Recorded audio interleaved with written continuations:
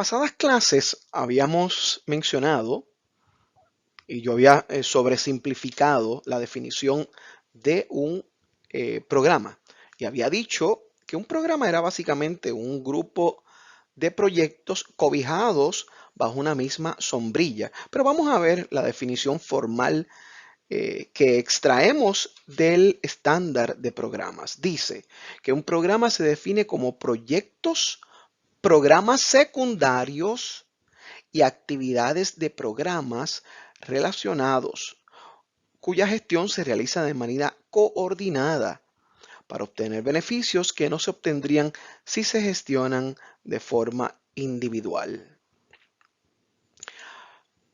Deben tener elementos en común, ¿verdad? Para que pueda existir esa coordinación. Pero vemos que sí, que es un grupo de proyectos o programas secundarios. Realmente los programas secundarios son subprogramas, se conocen también como subprogramas y son proyectos pertenecientes a un programa. Ejemplo, estoy reparando un, un tanque o una granja de tanques. Y esto sería más, este ejemplo vendría a ser pertinente para esto es un ejemplo de en una petroquímica que yo estuve trabajando. Pues nosotros teníamos una granja de tanques, se conoce así como granja de tanques, y teníamos más de 200 tanques de diferentes tipos. Tanques de techo flotante, tanques de techo cónico, teníamos lo que se conocen como balas, que son contenedores para gas licuado, diferentes tipos de tanques, ¿ok? Y cada tanque tenía un trabajo muy particular para reparar el tanque, para poner el tanque en servicio. Cada tanque representaba un proyecto.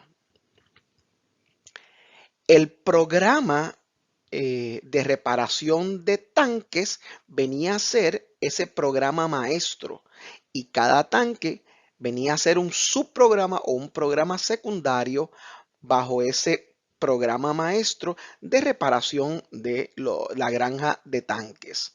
Espero que el ejemplo le haya servido de ver están todos los tanques y todos los tanques, la reparación de cada tanque es un proyecto separado y puede ser que haya un, uno o varios proyectos asignados a un gerente de proyectos. Puede ser que le toque, qué sé yo, a Luis, le toque el tanque 2050, por utilizar un número, y ese es de 500 galones, el otro tiene, y varios tanques de quizás de menor capacidad a un gerente de proyectos y tanques de medio millón de barriles le toque a Pedro y a María. Entonces, y quizás sea una relación de 1 a 1. Pero cada uno de esos tanques viene a ser, o un pequeño grupo de tanques pequeños, vienen a reflejar un proyecto. Ese grupo, ese cúmulo de proyectos vienen a ser ese programa. O esos subprogramas, ¿verdad? Porque puede ser que le toquen a María, le toquen 3 tanques, 4 tanques de 500 barriles cada uno, ¿verdad? Y es que son tanques más pequeños. Pues ese grupo de programas secundarios o subprogramas vienen a ser componentes del programa maestro. Hay actividades puntuales que están relacionadas con programas que también vienen a ser parte de la sombrilla de los programas. ¿Ok? Espero que el ejemplo les haya servido. Aquí vemos un ejemplo del ciclo de vida de los programas. Y es interesante ver que los programas tienen un comienzo y tienen un cierre, que es esos dos términos son muy conocidos en la vida o en el ciclo típico de un proyecto. Pero los programas también pueden tener un inicio y pueden tener un cierre. ¿Y qué se hace en ese cierre? Y fíjense que en el medio está la entrega del programa y ahí tenemos todo el trabajo que se va a estar haciendo, el monitoreo y el rastreo, ¿verdad?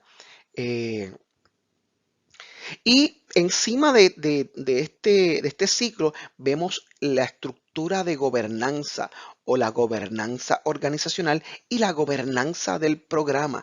Es decir, que ya implícitamente vemos una organización detrás del programa. Hay algún tipo de estructura organizacional regularmente detrás de un programa. Como les estaba diciendo, en el cierre, entonces, es donde cerramos el programa y reportamos o reconocemos el valor que tuvieron los proyectos o los diferentes programas, los proyectos componentes o los proyectos que componen o que conforman esos programas, y hacemos una serie de retrospectivas para ver entonces también qué cosas podemos mejorar cuando reabramos el programa. Me explico, ¿cómo que reabramos el programa, doctor? Pues en ocasiones tenemos el programa de mantenimiento y esto lo podemos ver en diferentes organizaciones, farmacéuticas, manufacturas, donde ellos tienen un programa de mantenimiento preventivo y tienen una serie de proyectos relacionados con, entiéndase, programas que le pertenecen a ese programa maestro de mantenimiento preventivo. Al final, digo no al final, déjenme retomar, una forma proactiva, eso no se hace al final, se hace durante la vida del proyecto, durante el ciclo de vida, porque no es muy proactivo usted terminar el programa de mantenimiento sabiendo que usted estaba arrastrando una serie de proyectos que estaban teniendo problemas. Un gerente de proyectos estratégico y un programa de gestión estratégica de proyectos identifica eso con mucho tiempo de antelación, prevé eso, de forma que cuando cerramos el programa podemos recoger esas lecciones aprendidas, podemos seguir mejorando el programa cuando volvamos a abrirlo el próximo año, porque el programa de mantenimiento preventivo no es algo que se terminó y ya no volvemos a hacer mantenimiento preventivo, no es algo recurrente. Así que los programas sí pueden tener un ciclo o una fase de cierre, donde entonces se reconocen todos los beneficios, se vuelve a hacer una retrospectiva y se hace una mirada holística de cómo surgió todo el programa, de cómo fueron todas esas retrospectivas anteriores. Como le estoy diciendo, eso no es algo que sucede al final y se acabó. Esas retrospectivas, ese análisis de valor va ocurriendo rutinariamente durante la vida del programa y se vuelve a abrir al principio, inmediatamente el día después, por ejemplo, o la semana después, inmediatamente una vez se incorporan esas lecciones aprendidas y esas nuevas métricas que quizás son pertinentes para ese próximo año, por ejemplo, el próximo año fiscal. Vemos que entonces existe y los programas son muy pertinentes en la estrategia organizacional. De hecho, los programas, fíjate como vemos en este gráfico, cómo la estrategia organizacional percola dentro de los programas, dentro del portafolio y a su vez dentro del programa. Eso lo vamos a ver en la próxima clase, pero el programa o los programas que pertenecen a ese portafolio definitivamente tienen que estar, y lo he mencionado en varias ocasiones, no deben, tienen que estar asociados a una o varias estrategias organizacionales. Si este programa, aquí vemos que el programa A, el B, el portafolio A, el programa C, el programa B1, todos pertenecen al portafolio y todos tienen que estar asociados con diferentes estrategias organizacionales que que se reflejan definitivamente dentro de ese plan estratégico organizacional. Como vemos, esa implantación de un programa saludable o de una gestión de programas nos ayuda, nos incide, nos induce a que nosotros procuremos una estrategia de gestión de proyectos más, más ágil, más predictiva en el términos de otras, de ciertas métricas, ¿verdad? Tampoco quiero que se me vayan a ir por el lado, pues, pero es que nada más la gestión de programas está asociado con los, con los ciclos predictivos. No, no lo estoy diciendo eso, no lo estoy diciendo en ese sentido. Vamos, puede ser inclusive que en la próxima clase puede ser que también esté asociado con modelos adaptativos o modelos ágiles.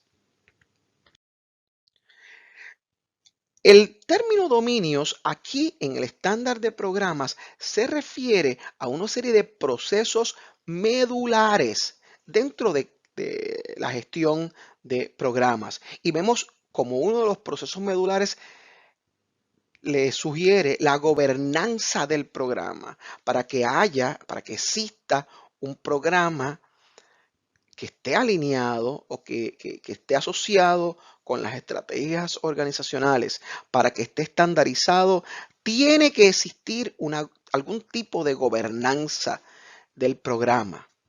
Y esta estructura puede ser sumamente sencilla, tampoco nos vayamos a bloquear y pensar que esto es algo complicado, no puede ser, se puede comenzar con una estructura o una gobernanza muy sencilla.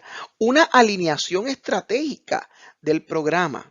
Hay que ver cuáles son los criterios para que exista un programa, cuáles son los criterios para que estos programas estén asociados a la estrategia organizacional. Eventualmente, si hay un portafolio, a los diferentes portafolios. ¿Cómo se gestiona este programa para que rinda beneficios? Y hay una serie de prácticas en el estándar que nos ayudan a que haya esa alineación con, eh, con la gestión estratégica. Así que, porque esa gestión de beneficios no es algo que sucede de forma fortuita, no es algo que realmente se planifica y que debe estar contenido dentro del plan de gestión de programas. De la misma forma que existe un plan de gestión de proyectos, existe también un plan de gestión de programas. Eh, Eso también, de hecho, también en el mismo plan de gestión de programas debe existir la forma en que yo voy a estar involucrando a los diferentes interesados dentro del programa. Y vamos a ver quizás otros roles, como el director o el gestor del programa, que es una persona, ¿verdad? Que puede ser, vamos, que en muchas ocasiones es una persona que tiene uno de sus sombreros, puede ser ese, ¿verdad? El de gestor del programa. Lo que quiero es que no se lleven tampoco la imagen, porque esa no es la intención de que todo esto es complicado, de que todo esto es difícil, porque la realidad es que no lo es. Esto puede ser, la gestión de programas es algo que agrega muchísimo valor a las organizaciones y se puede comenzar de una manera muy sencilla y muy eficaz. Y todo esto, fíjense que es algo cíclico, ¿verdad? Se sigue mejorando esa gobernanza, se sigue manejando ese alineamiento estratégico, se sigue gestionando los diferentes beneficios y se sigue involucrando e influyendo en los diferentes interesados dentro del programa. Aquí vemos que existe una relación muy clara entre las buenas prácticas que nos habla OPM3 y el estándar de programas. No lo vamos a ver en el nuevo estándar, este estándar de programas, quizá no vamos a ver los gráficos estábamos acostumbrados en el PMBOK. De hecho, el PMBOK también ha utilizado otra estructura gráfica para presentar estas relaciones. Pero en ese PMBOK versión 6 que fue el que estuvimos utilizando en esta clase, ¿verdad? No el nuevo, no el 7. Vemos, en este caso, este es el cuarto estándar de programa, vemos que sí existe una relación directa. Vemos entonces que esta práctica, la 2130, que nos habla de la creación, que yo les comenté, de la creación o el desarrollo de un plan de programas, lo vemos también en ese estándar y lo vemos en el 7.1.2.2. Ese es la misma estructura de un WS. Lo único que en este caso no la vimos de forma gráfica, pero esa sección, ese proceso nos habla de la planificación del programa, cómo comienza esa aplicación, esa gestión y esa planificación, y que comienza con un acta de constitución para un programa. De la misma forma que existe un acta de constitución para un proyecto, también existe un acta de constitución de un programa. Aquí vemos en la parte superior, vemos entonces la práctica. Acá arriba vemos entonces la buena práctica de acuerdo al OPM3 con sus diferentes capacidades, y en la parte inferior vemos entonces todo lo que implica. Vemos las capacidades aquí, pero como les he dicho, el trabajar OPM3 no funciona, te va a decir la cantidad, ¿verdad? En términos numéricos, el porciento de madurez organizacional. Pero, ¿qué implica yo hacer esa planificación del programa? El estándar es el que te va a decir en más detalle qué implica usted hacer ese plan. Y estas capacidades obviamente están alineadas con esta buena práctica. Vemos entonces que aquí, por ejemplo, vemos estas diferentes actividades de apoyo del programa.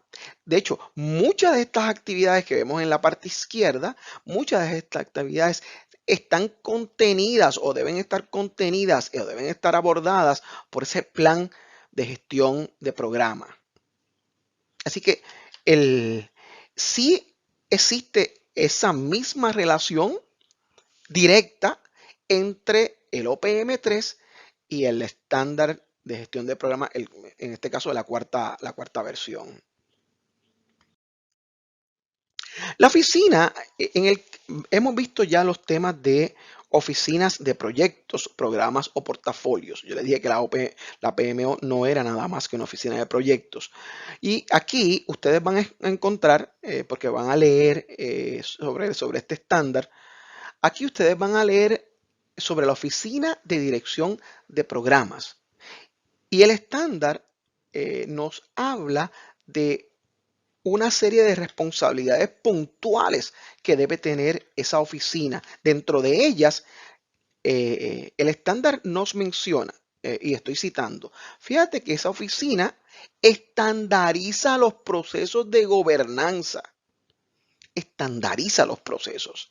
Es un ente que nos va a ayudar a ese proceso de estandarización, de que estén documentados, de que se comuniquen, de que se utilicen de esa manera consistente. Y nos dice más adelante, la Oficina de Dirección de Proyectos a menudo también apoya la capacitación y otras actividades de gestión de cambio organizacional. Definitivamente, al adoptar una oficina de programas o una oficina de dirección de programas, una PMO, al nivel de proyectos y programas, nos ayuda a manejar ese cambio. No solamente a la estandarización, nos ayuda a manejar esa metodología que nosotros vamos a estar desarrollando con ayuda de diferentes estándares. Entiéndase el PMBOK, entiéndase el estándar de programas. Para preguntas adicionales, no tengan el menor reparo en comunicarse con este servidor. Gracias.